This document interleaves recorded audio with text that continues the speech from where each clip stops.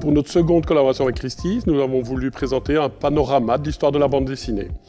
Alors je peux épingler forcément Hergé, une planche du Sceptre d'autocar, avec la frontière. Est-ce qu'il va atteindre la frontière ou pas?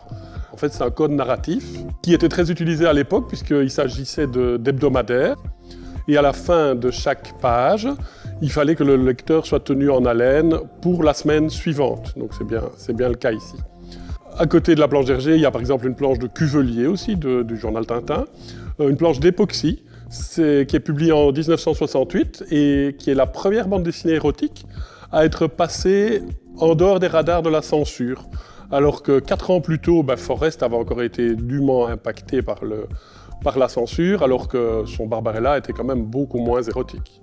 Pour le journal Spirou, il y a la fameuse planche des moines rouges de Tilleux, avec l'inspecteur Crouton à la fenêtre, dont tout le monde se souvient. Et le dessin de Gigé pour la Horde sauvage.